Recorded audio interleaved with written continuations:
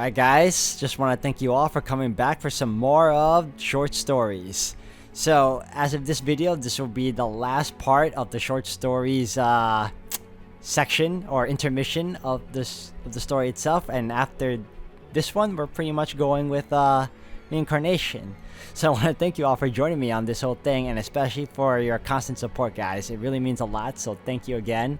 How I feel about these short stories were they were pretty nice, you know, like some of the last half were really short though, and I was expecting a little bit more because I kind of wanted to learn a little bit more about the characters' past. I mean, we got some of it from the main story, but then there were others like the side characters that we didn't get enough of, in my opinion. And it is what it is though, guys. So I didn't like it, but I'm looking forward to doing Reincarnation next. So again, thank you all for watching, and with that, let's keep it going. Alright everyone, welcome back. We are continuing on with the story of the Ghost of Rose Manor.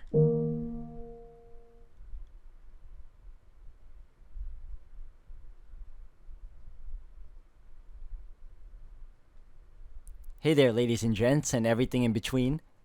I'm your run-of-the-mill landscape painting, but you can call me Mr. Canvas. Today, I'd like to talk about my time with the Rhodes family.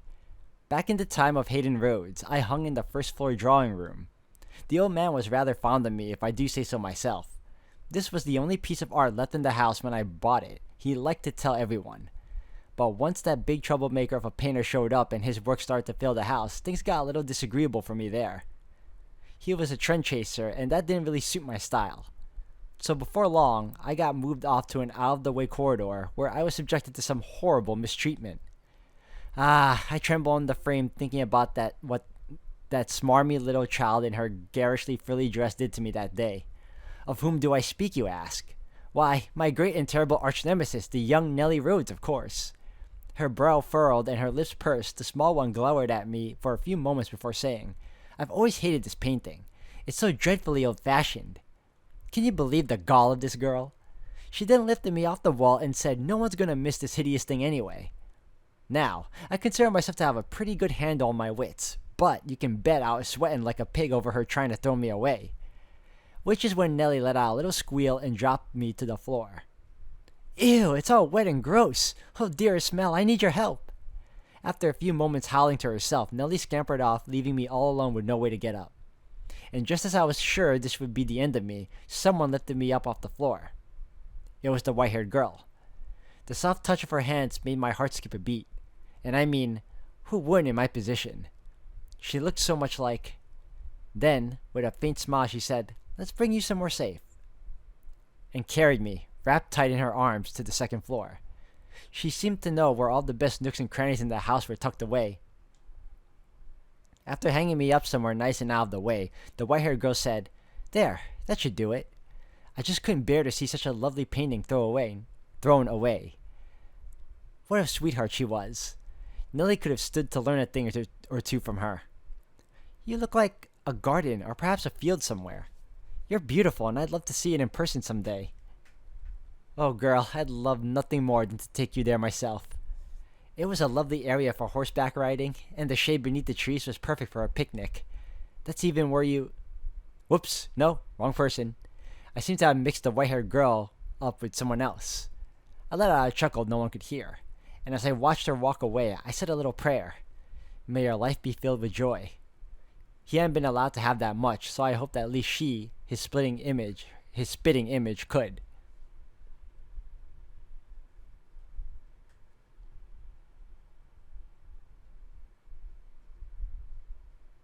That's odd. So, am I to believe that the ghost of Rose Manor, or the ghost of that painting, was Jacopo? And he was remembering that the white hair girl reminded him of Morgana? Short but sweet though, I like it. Next up, the Not So Little Mermaid.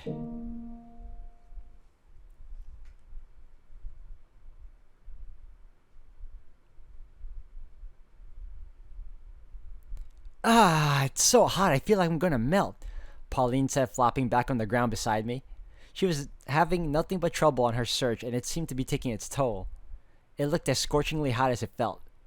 The sun hung high in the clear, blue sky, shining its light down on us in the clear blue ocean before us. You're wearing 5 layers and your hair is long as hell. What do you expect? Cut half of it off if you're so hot. A girl doesn't cut her hair on a whim, young man. Yeah, whatever you say, lady. She was more than a few years too old to be calling herself a girl, and I'd told her as much before, even if she still acted half her age. I'd never met another lady in her 20s that seemed so childish. I guess I'll just have to go for a swim. You what? You're... Turn around for a second, Javi. Make sure no one comes this way, okay? Pauline said, undoing her top. What? You... Hey! I said, my voice cracking. It happened so suddenly I barely had time to process, so I just did the only thing I could think of. What she told me to. You know, I actually do miss this Javi and Pauline interaction. It's been so long since we had it. You can look now. I can look my ass. I wanted to snap about 1,000 things at once, but my irritation frizzled out of sight of her playing in the water. Her feminine curves, less pronounced but still distinct through the water. Her white, mostly untanned skin. Her long, black hair bouncing in the waves. It was a lot for me to take in. Damn it. At best, I was like a little brother to her. And at only 14, I was most likely just a baby in her eyes. Stupid, sheltered woman. You don't understand what guys are truly like. Or really like. Huh? Did you say something, Javi? Nope, you're just hearing things, doofus. Hold on, didn't she say the man she was searching for was her lover? Then maybe she really did understand guys better than I thought. Kinda pissed me off to think about. I hate you, Pauline, I muttered under my breath. I'd still never called Pauline by her name to her face.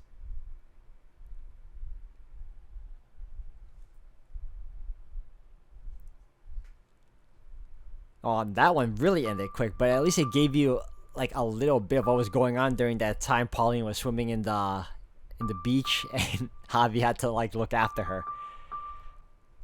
We're going over with Sisterhood of Secrets.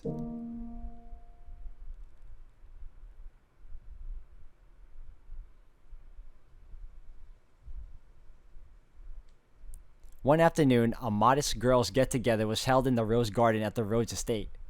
It was far from a friendly gathering, though, and its members hardly those one might expect to find sharing tea. Everything's a secret with you, isn't it? Is there anything you can tell me? Stuffing another freshly baked cookie into her mouth, the Rhodes' daughter Nellie glowered at the white-haired girl who looked as though she wanted to disappear.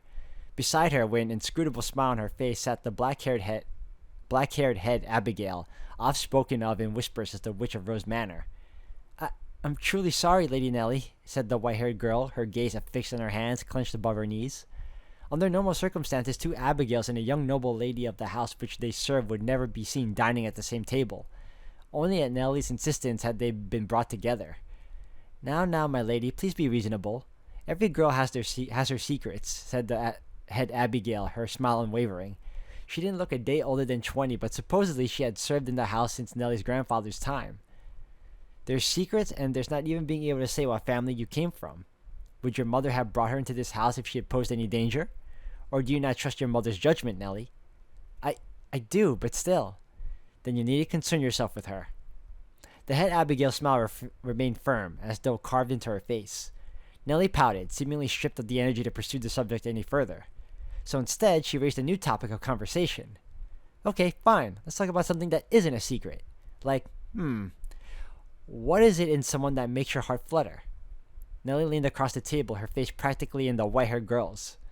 But the only response she received was downturned eyes and bitten lips. Fine, you don't have to, said Nellie, turning toward the head Abigail. But in her place, you do. It had struck Nellie that in her entire life she had never heard so much as a whisper about this woman's private affairs. The head Abigail was rather pretty, though, which she imagined invited men to advances quite often. What makes my heart flutter, you ask? Let us see. I am rather fond of pearly white skin, unusual eye colors, and ethereal... Pardon me, I really must be going. The mistress needs my assistance. Good day, said the white-haired girl, scrambling from her chair and back toward the mansion. You know, at the time, I never would have guessed she was talking about, Michelle.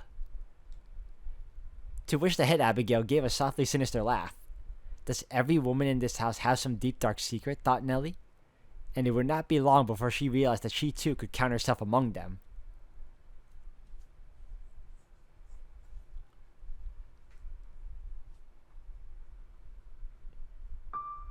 Alright guys, it looks like this is going to be the end of the short stories after all. I thought we'd have one more video to go through. Honestly, I thought one of these stories would be over half an hour again, or like 20 minutes or so. But we're speeding through them. Alright, the final story, everyone. A Cup of Kindness.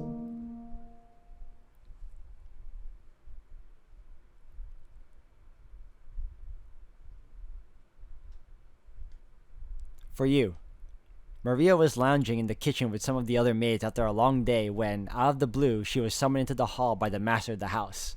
He shoved a paper bag branded with the name of an expensive restaurant into her hands, and the pieces fell into place. He'd gone out with the mistress today and had apparently decided to bring a gift back. She poked at the bag, rustled it, shook it a bit, trying to guess what was inside, to no avail. What's in here? Like nuts or something? It's real heavy. Close. They're beans. Coffee beans, that is. Ooh, she said.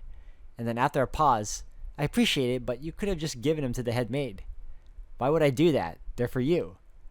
The girls would get suspicious if I suddenly started drinking expensive coffee, so you're better off making it a gift to everyone. Last thing I want to deal with is a bunch of spiteful women. With a disappointed frown, Jacopo said, I'm sorry. I didn't think it through.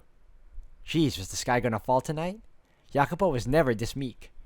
He must have had a pretty damn good day. A little while later, as the rest of the maids had begun dispersing to their chambers, this time, the mistress came to visit. She was dressed in her nightwear, her hair down, her makeup removed, and she was just as preternaturally beautiful as ever. The white-haired girl could be dressed in rags and she could still be prettier than most girls. Sorry to bother you so late, she said, fidgeting. There was something I wanted to talk to you about. What's up? I'm all ears. The white-haired girl let out a sigh of relief, a smile spreading across her lips. Well... By the time she finished, Maria was almost on the floor. Holy cow, what are you two, 12? She said, completely forgetting her manners. Evidently, the master and mistress newlyweds, though they were, had yet to bed together. Maria knew that they had a lot going on and hadn't managed to consummate the marriage on their wedding day, but still. That was no excuse for this. Not to mention she's the one coming to me for advice. God, he's completely useless. Maria let out an exaggerated sigh, shaking her head. When she caught sight of the bag of coffee beans, which gave her an idea. Alright, how about this? I'll make you this great cup of coffee, you take that and... A smirk spread across Maria's face as she imagined the look on Jacopo's the next morning. Oh, this was going to be good. The storm which would one day befall them was but a speck on the horizon, their hearts still free of darkness.